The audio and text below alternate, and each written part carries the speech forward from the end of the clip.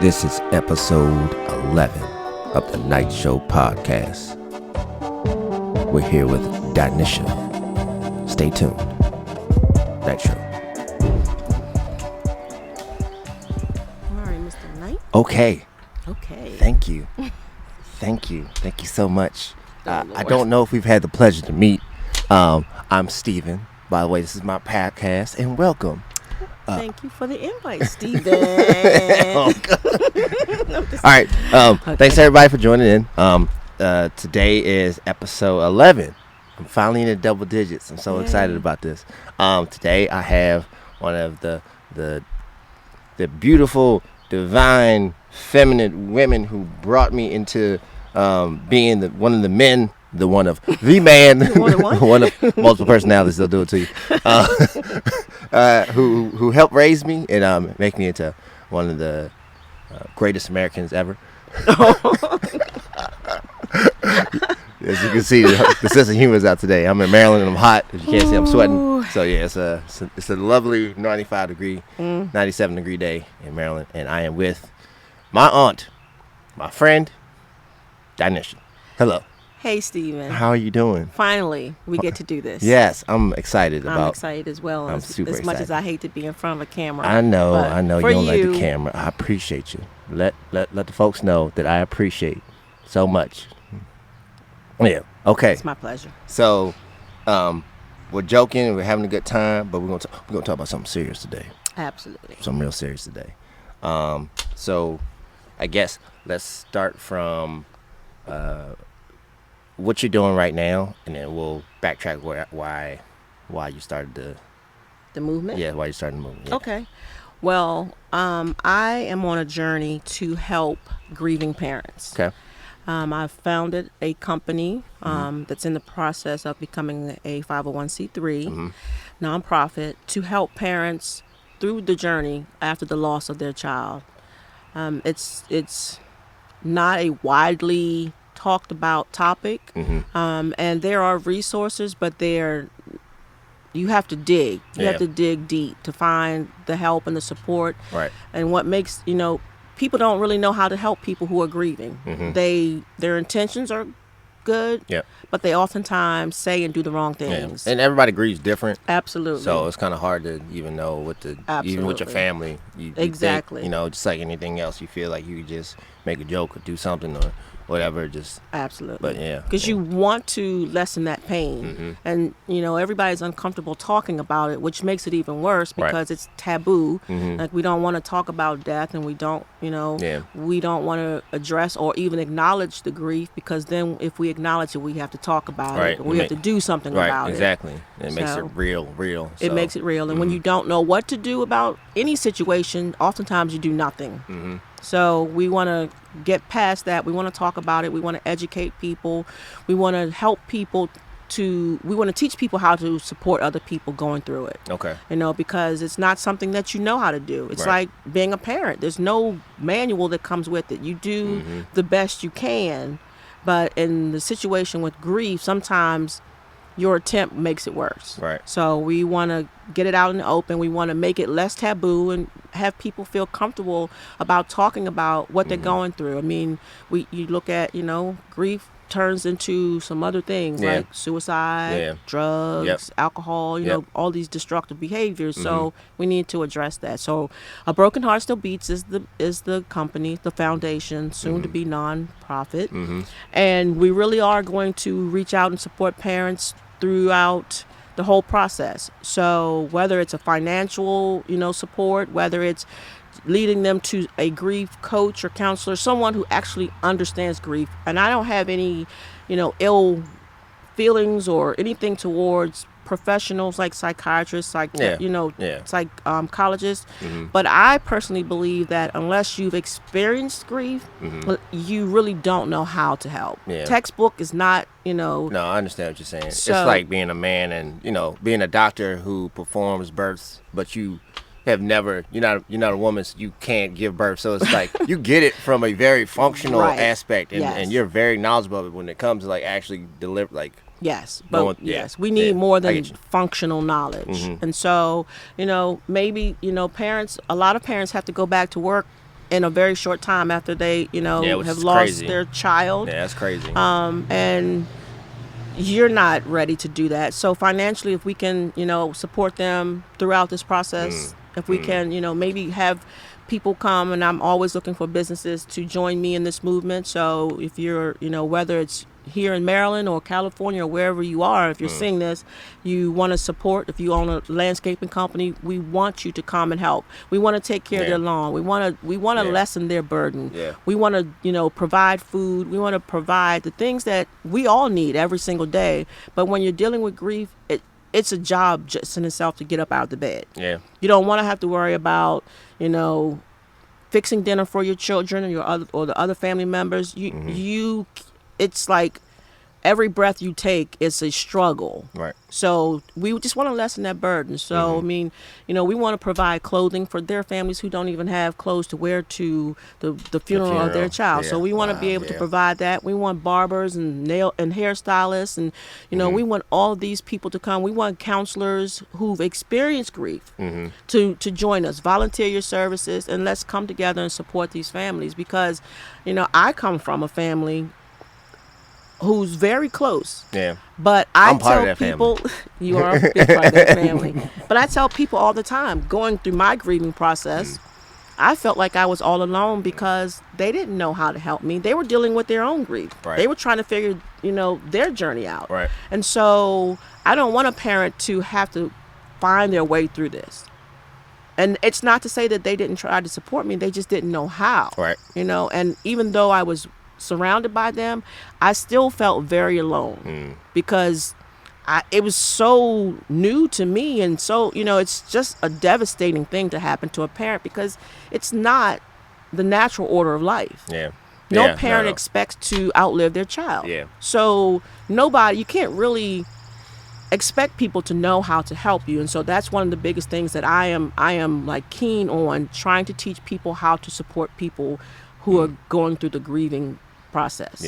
Because like I said, they say things like, well, I'm glad you have another child, and they mean well, but that's offensive and so insensitive, because I could have 10 children, none of them would replace the one that I lost, but they mean well. So we just want to educate people. We want to help people So I can totally see the benefit of it. A couple of shows ago, I had my friend Alice on, and she lost her son when he was 3, and it took her a long time to get to kind of get back to normal, whatever her new normal. Her new normal. And she had a family friend who lost her son when he was 16, and I think that was probably it's been over 10 years now, and I guess she hasn't spoken since. Really, she's pretty much in a catatonic state. And it's just that seems like a normal response to me. Learning and living and growing and traveling the world and seeing folks go through stuff is just that is one of the possibilities, one of that many outcomes that could befall somebody. Especially if they don't have an outlet, or if they just get so deep into not to use the sunken place, in a sense, they could just be trapped in it. So I actually am a part of a group. I was invited to be a part of a group on Facebook where a mother lost her son, and she's trying to turn her pain into something positive, which I encourage everybody to, I tell them all the time, don't let the death overshadow their life, because that's not honoring your child. So I know it's not as easy as it sounds, but you have to intentionally every day, you have to be intentional about what you think and what you say and what you allow people to say to you. I mean, a lot of them are angry with people because they said something that offended them, and it takes me right back to, but you can't be angry with them, because I know I did say things like that to people just trying to help them. I didn't know. So our goal is to teach. Our job is to teach, and to teach people how to support us. So, for that mom who hasn't spoken, that's a terrible place to be. But if I didn't have the background that I I have, like if I didn't grow up the way that I did, I could easily see something like that happening to me. Right. Because every time you open your mouth, nothing came out. You know, sometimes only thing comes out is a scream. Yeah. It's a sound, like, because you don't know what to do with it. It's I don't even know how to explain how deep the grief goes and how hurtful and painful it is, but it can consume you. I mean, it can literally consume you. I was in a place where I was in that dark place where I didn't want to get up the next day because I'm thinking, God, if I got to live like this every day for the rest of my life, that's nothing for me to look forward to. I don't want to do it. Yeah. Like, just end my suffering now. And that's just me being honest. But that's not something I could say to my mom, you know, going through it. It's not something that I could say because we've taught people to be strong. Right.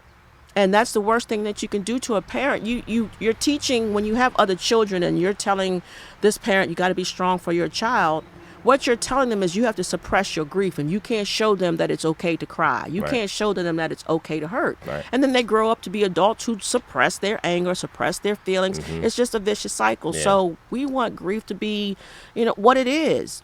It's an emotion. It's a feeling, and you should be able to express that, regardless of whether you're 19, 39, 79, man, woman, you know, it doesn't matter. Yeah. Yes, it affects us differently, but we should all be in a place where we're not judged by how long we grieve or how we grieve, because people want to put an expiration date on grief. Which is disgusting. I remember reading some of what, when Joe Biden, when he lost his son? He lost his son. Yes.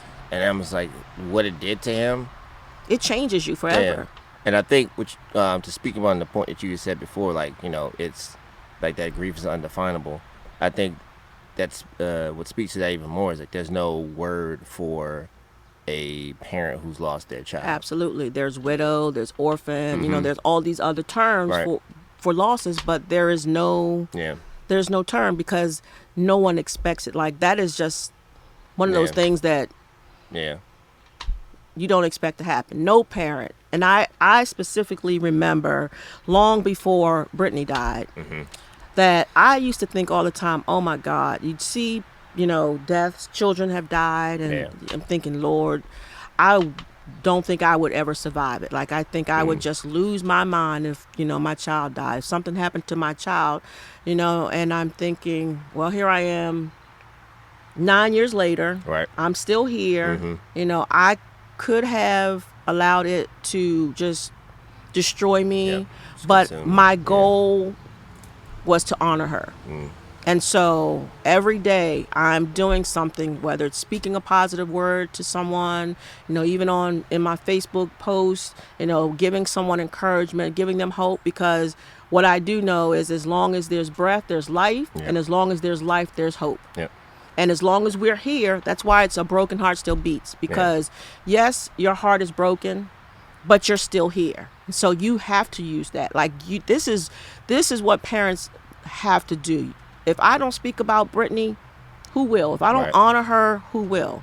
You use that. You use that pain. You keep her memory alive. You keep his memory alive. You let their legacy live on, because their memories will live forever if you keep them alive. Yeah, exactly. So I'm hoping that parents, you know, if there's a parent watching this and they're going through it, they don't think that they can, you can. Right. I won't tell you that it's easy, and I don't tell people that grief goes away. I think in the beginning, grief encompasses us, but as we learn daily to do things that make us feel a little better, and it's okay to be okay.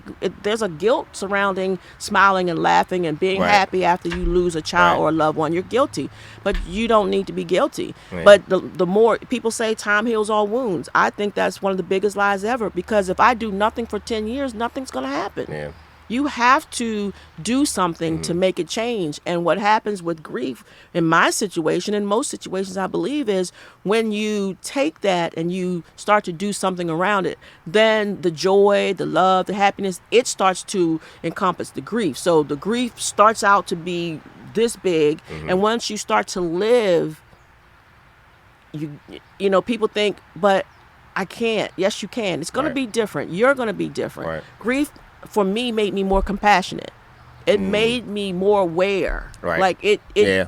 it just It made does me more that, yeah. sensitive to things that I probably ignored for the majority of my life. But once I got to that place where I decided I'm going to use this and make it a positive thing, then the grief is still there. Right. And it Yeah. still raises its head whenever, some days it's a smell, some days it's a sound, some days it could be a bird. I mean, it's, there's no rhyme or reason to it. But I've created a life and I've made a decision that her life was going to be bigger, and I was going to take pleasure in her life, more pleasure in her life than I was going to, allow the grief to overshadow it. I want to honor her, and you cannot honor someone if you're stuck in grief. If I saw you stuck in a situation, you're physically stuck, I'm coming to pull you out. Right. I'm not going to just watch you, leave you there. But that's what we have to do for ourselves, and we don't. We stay stuck. We've got to pull ourselves out of that position. We've got to pull ourselves out of that space. And when you think about honoring your child, it's much easier to do that. And so I encourage every parent, find someone that you can help. Do something positive in your child's name. It makes it so much easier to deal with the grief. It's still going to be there. Yeah. It's not going nowhere. It's not going anywhere. Yeah. I mean, it's 9 years, and there are days when the tears come, but I don't allow that one single event. Right. Yeah. In the spectrum of her life. In her whole and life. all the people she's affected. Absolutely. I still remember that funeral, as even though it was very sad, it made me happy in a sense because, almost 2,000 people showed up to that funeral. Yeah. They lowered the flag at the Senate, and they presented you with the flag from them. I'm like, at 20 years old. Yeah, this one 20-year-old girl from Calvert County. Little old Calvert County. Maryland. You know what I'm saying? Nobody like, where? It's like, it's a suburb. It's a rural suburb of D.C., man. We good at sports. Right. She touched all these lives. And then, it was only a couple weeks when that lady, she had to go save out of her house. Yeah. And it was just like, yeah. It's crazy how in such a short period of time you can make a difference to so many people. And everybody can make a difference for somebody. And so that's our goal. For Broken Heart Still Beats, we want to be the change. We want to be that support system. We want you to look at us and say, we've been there. And I would never tell any parent, this is another thing that people say, I know how you feel. No, you don't. Mm-mm. You don't know my relationship with my child. Right. Every relationship is different. Yeah, exactly. My son's relationships are different than my daughter's relationship. Mm-hmm. So I would never tell anybody I know how you feel, even though I understand what they mean, what their intent is. Mm-hmm. But you don't know how I feel. But people make you feel awkward. Right. They make you feel guilty about talking about your child. Right. They want you to act as if they never existed. Mm-hmm. I'm not going to do that. She's a major part of my life. She's always going to be my daughter. She's always going to be my child. Yeah. I will love her forever. Mm-hmm. I'm not going to just push her in a corner and act like, she doesn't exist. And that was one of the hardest things that I dealt with early on. People got freaked out when I started talking about Brittany. Yeah. I'm sorry. Well, if I have to, talk to the wall about her, I will. But you're not going to quiet me and make me feel like she, this we can't talk about that. And that's the thing. I think so many people and it speaks to a lot of things in our society. They just want to be comfortable. They just always want to be comfortable. Yeah. And they feel as if someone speaking a truth is an inconvenience and that they're the issue. But when God forbid something happened to them, then they want all eyes on me. Absolutely. And then they're going to be looking for a route. Because they've put this out into the universe that they don't want to talk about grief and they don't want to talk about this, and it's not necessarily you talking about it isn't you being sad or depressed. It's just you're still keeping her memory alive. It's a part of your healing process. Yeah. You have to if you suppress it, you can't move forward. Oh no. And it makes it worse. Yeah. It just makes it It'll worse. manifest somewhere. It will. Yeah. If you're not creating something with it, it will destroy you. It will destroy you. It can destroy marriages. Mm-hmm. It can destroy careers. Yep. It can destroy your life if you don't deal with it. And so for the first couple of years, I was stuck. Yeah. Because I really couldn't talk to my sons because it was too painful for them. Mm-hmm. You know, I didn't want to. I'm a mom. I don't want to make my sons cry. Right. You know, I couldn't talk to my mom because that was truly one of the first times I'd ever seen her broken, Yeah. like really crying. Yeah. She's the matriarch. She's the strong person. Mm-hmm. And that's what I didn't want to happen because everyone thinks she's so strong, but she's human. Yeah. But she's learned to cover up her emotions Yeah. because she thinks that her being human or showing her humanness Right. is a sign of weakness, or it's Yeah. going to maybe cause me to cry. It's okay if you cry. I'd rather you talk to me about my daughter and cry with me than me to cry alone. Right. And Yeah. suffer in silence. Yeah, I'd rather cry with somebody than cry by myself. Absolutely. Because I it's had a very choice. depressing to be in a room and crying by yourself. Oh, yes, it is. It definitely It's very depressing. Definitely is. So, Yeah, I think that with the way the society's kind of going now, we're starting to see a lot more avenues for just people to just talk about a lot of mental health issues. Absolutely. A lot of things that deal with death and grief. And I think it's just, especially in Western culture, I think we see so much finality in death. But I think, just in the spiritual, not even necessarily religious, but in the spiritual sense, I mean, death isn't the end. It's just a new beginning. right. So, Absolutely. there's a lot of cultures who they celebrate. Even in New Orleans, when you see the street parades, when they're carrying the casket down the street, it's a celebration. Because absolutely, you have to, and it's hard. Yeah. It is hard, especially when that's not your upbringing. That's not what Right. you're used to. But I honestly believe that if you celebrate their life, Yeah, because they're not celebrating. Oh, this person's dead. That's not what- That's yeah. not what it is. No. That's very No. morbid. But what they're doing is Yes. celebrating their life. they're celebrating their life. And when you celebrate their life, their death, yes, we're gonna miss them forever. And yes, it's out of our need and want and sometimes selfishness that we want them here. Right.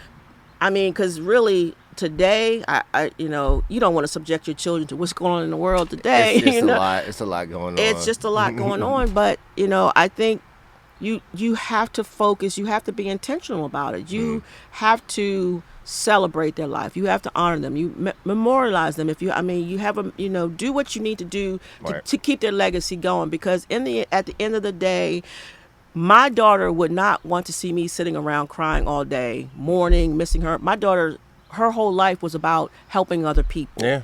That was her life. That's her legacy. Yeah. And I will continue her legacy through A Broken Heart Still Beats. Yeah. It's not honoring them to sit in a dark room for 6 Yeah. years and avoid living. You're Yeah. you're just existing. That's not how you honor your loved one. Yeah. You do something positive with their life and you help someone else through that. That's honoring them. That's Right. how I choose to honor her. So Yeah. A Broken Heart Still Beats. Remember that name. We're going to be everywhere. Yeah. We're going to be in every city, every state, because this isn't a local thing. Yeah. And unfortunately, it's not something that's not going to happen again. Mm-hmm. So Yeah. we need to be there. We need that support system. Everybody needs a support system, and people have been made to feel ashamed to ask for help. Yeah.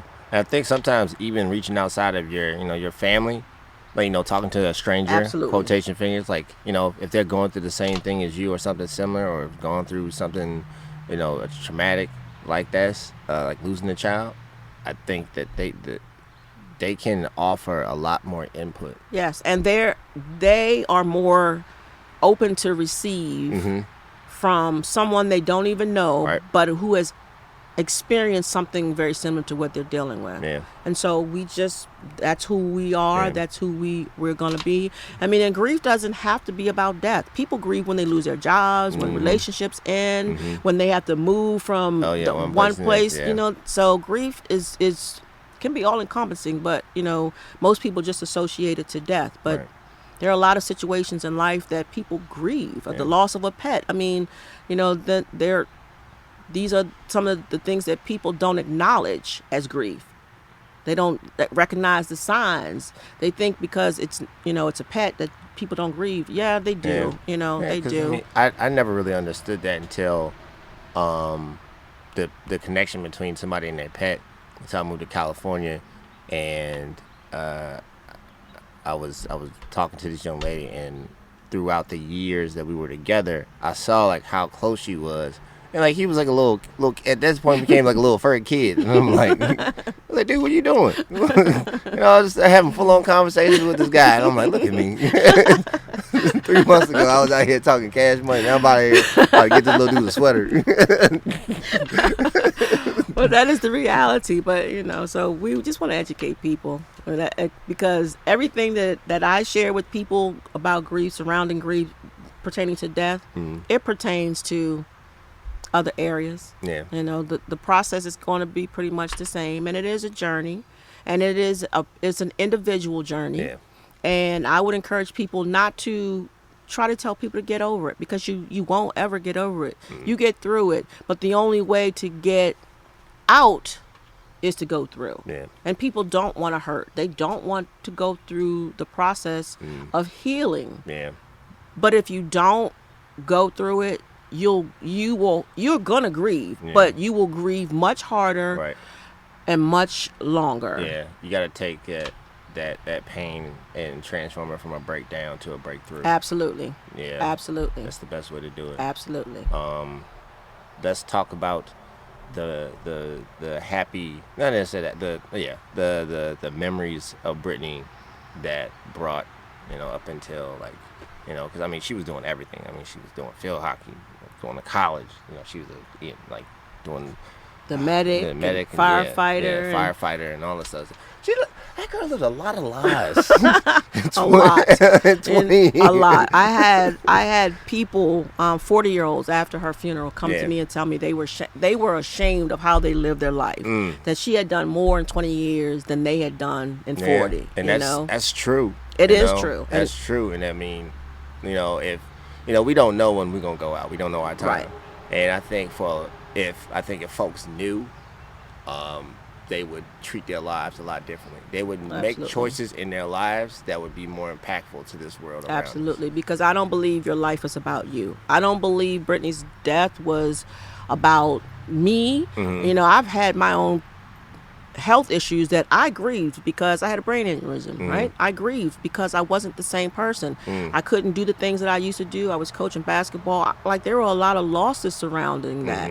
And so with Brittany, like you said, she was into everything, everything. And I learned things about her after her death. I remember going up to her job. This was after she had died, and Jason worked there still. And so I went to see Jason.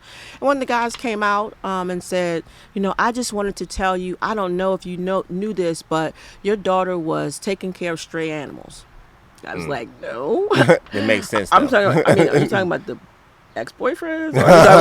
Oh, Lord. What are we talking about? But there was literally a cat at her job that just showed up, and he said she would bring food and feed this cat. That's just who she was. I had teachers come in and tell me that, she was befriending, kids that were being bullied. And she was, there's one girl, I remember, Rosa, she didn't speak English, and Brittany was fluent in Spanish. So she took her time and tutored her in English. She just dedicated her whole life to helping people. And so there's no way that I can drop that ball. Right. It would just be such a disgrace to not carry on her legacy. This kid was, like you said, field hockey, basketball, lacrosse. Yep. She was a volunteer firefighter, a volunteer medic. She's a rescue sergeant. She had life-saving awards that I didn't even know about. And I volunteered with her at the fire department.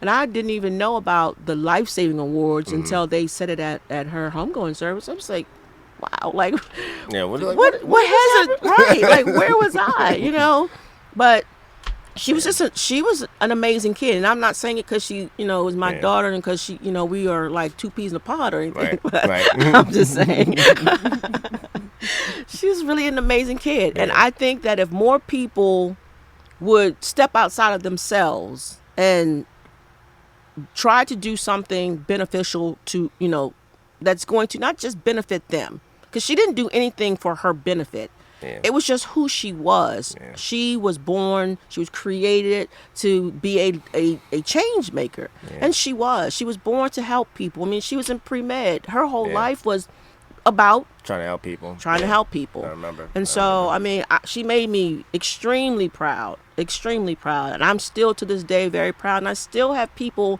like telling me stories. I get inboxes in my Facebook like, I don't know if you knew this. And I'm like, no. You know, like, and so I encourage people to talk about her to me because it's still 9 years, but there's still a healing process. Yeah, and you love when people brag about your kids. Absolutely. Absolutely. You love when they brag about you know, so I encourage, you know, if you have a friend or a family member or you know someone who's lost a child, ask them about that child because they truly want to talk about them. Yeah. They, you know, that helps them heal. Yeah. That helps Even them if heal. it does bring on some tears. It's okay. It's fine. It's okay. Yeah. It absolutely is okay. And it's okay if you get emotional with them. Don't hold back your tears because now you're showing them, you know, you're showing them that, oh man, maybe I shouldn't be crying. Because, no, if you feel emotional and you need to shed a tear, it's okay to shed a tear because now you are showing them that I'm human. This is natural. You know, you don't have to hide this from me. It's all a part of life. Yeah. It's all a part of life. I hope that no one watching this will ever experience it, but I hope that if they come across someone who has, that they've gotten something out of this that will help them connect to that person. Yeah. So, I mean, it's a learning experience, and every day, you know, I'm still learning. I'm in the process of becoming a grief coach because I think it's something that we need more of. I really think that we can help people through this journey. Yeah, 100%. You know, without, you know, them feeling, you know, they're judged because they cry or because they feel a certain way. It's okay to be angry. These are emotions you're going to, you know, it's okay to be happy. Right. I think that is one of the biggest things people, and I hear it even every Tuesday night I do this group. I hear people still say how they felt guilty about laughing or they felt guilty about smiling or having a good time. Right. But I don't even think that's just them. I think that's just what society has told them. Exactly. You know, their grief is supposed to be on the spectrum, just like everything else. Your whole life is on the spectrum. It goes up and down. There's peaks and valleys. Yes. You know, it comes in waves. I mean, you know, it comes and goes, and it's okay. You just can't stay there. You just can't let it consume you. You've got to fight your way out of it. Yeah. You got to, you know, find something that makes you happy and do that. Do that. Yeah. So, you know, there's a lot that goes into, you know, helping people, and there's a lot that we as society have to do to make grieving not such a taboo thing. Like, you know, we gotta get to a place where people feel comfortable because, you know, all the rates, you know, I think a lot of people have committed suicide because they have not been able to express themselves freely. 100%. You know, so that's not what we need happening. Yeah. We don't. Yeah. I think if we make this, if this society can create more spaces where people can show, and for me, like I always, you know, I was kind of like grandma, how she is, like, you know, I never want to cry that because I felt like that was showing weakness, but it took a while for me to like almost, you know, having my own like depression and all this other stuff where I was just like, you know what, it decided to change for me, and something just cracked, and I was like, I have to look at it differently. Like everything is on a spectrum, like, and for me, I had to flip it because I thought that showing signs of grieving or being sad or this, that, and the other, crying, whatever, it was a weakness. But then I realized that in order for me to gain more strength, I had to go to that place. You have to go to that place. I had to be comfortable with being uncomfortable with being vulnerable, quotation finger, vulnerable. So for me, it was like, you know, if I could run 5 miles, I can go and do that. For somebody else, that's like a different sign of strength. But like for somebody else, it's like, you know, I can cry in public. And I'm like, man, like I couldn't do that because that's, you know, and I had to look like we're doing the same dance, you know, and I'm just like, oh, okay, I get it. Like I'm gonna have to bust some tears out every now and then because it's healthy for you. It is. And it's natural. There's a reason why we do it. I mean, there's a reason why we cry. There's a reason why we cry when we're happy. There's a reason why we cry when, you know, we get too excited. Like it's all there for a reason. Right. And you can't. I mean, grief does not exist without love having been present at some point in time. Like, so it's just an expression. Yeah. It's an expression of a love. It doesn't even have to be a love, but it's an expression of something that you're missing, something that you've had. Yeah. in your life that you would love to probably still have. Right. But you don't. Like, Right. you're reaching for it, you'll never grasp it. It's not there physically. But every relationship, whether it's a husband and wife, job, family, whatever the relationship is, there have been good times. Yeah. There have been great times. And those are the things that you have to focus on. You have to act, because the longer you focus on the sadness, the sadder you get. Yeah. You know, it manifests. So what you focus on, you know, you become. If you focus on being happy, you'll become happy. It might not be tomorrow, but you will eventually get there. If you focus on my child died, you're going to stay there, and you're never going to dig yourself. You're never going to get up out of that hole. You're going to stay in that dark place. And the longer you stay there, the darker it gets. And the light that you do have, even though you don't realize you have it or there is one, starts to be extinguished. Yeah. And that, you know, we've got to reach people before it gets to that place. Right. We got to reach people. So I encourage you, don't let that one event. I know it's traumatic, and I'm not speaking from a textbook. I'm speaking from personal experience. Don't let that one event determine like the rest of your life. Right. Focus on the good. Yeah. Focus on the good, and use the good. Use the good for your good. Right. So. Okay. All right. Let's tell the folks where they can find all your info if they want to get involved and they want to reach out to you and help you. Absolutely. If you want to take a look at A Broken Heart Still Beats, or if you want to become involved, or if you'd like some help for someone that you know that is going through a loss and you don't know how to help them, you can email us at abrokenheartstillbeats@gmail.com. You can find us on Facebook at A Broken Heart Still Beats. And you can message us there. When we will respond, we will reach out to you and see how we can help you. I just before I came to see you today, I saw a young lady, here in the county, who had a friend who's passed, and I reached out to say, hey, how can A Broken Heart Still Beats help? Because the mom passed. So originally, A Broken Heart Still Beats was created to support families who've lost children. We can't leave children out there to fend for themselves who've lost parents. So loss is loss, hurt is hurt. You know, people die at the hand of other people, and everyone's over here with this family who's lost his child, but this family over here, they're grieving as well. Exactly. They're grieving as well. So we just want to hold hands across the globe and be a support system. So again, A Broken Heart Still Beats at gmail.com, or A Broken Heart Still Beats at Facebook. We have a store on Shopify, Broken Heart Still Beats. Proceeds from their t-shirts and coffee mugs and things like that, and remembrance of your loved one. Those proceeds go to support these families. Yeah. So we need financial help. If you want to reach out, and if you feel like you're qualified to help people, whether it's just listening or giving advice, reach out to me. We'll talk about it, see how you fit in, because we need help. We need lots and lots of help. If you're a business that wants to support us, you want to donate food to a family for a day or a week, or you want to help them prepare to lay their loved one to rest, whether it be financially or clothes or do their hair or whatever it is. Something small, whatever. Anything it is, anything. We would love to have you join us. So, well, thank you, Dr.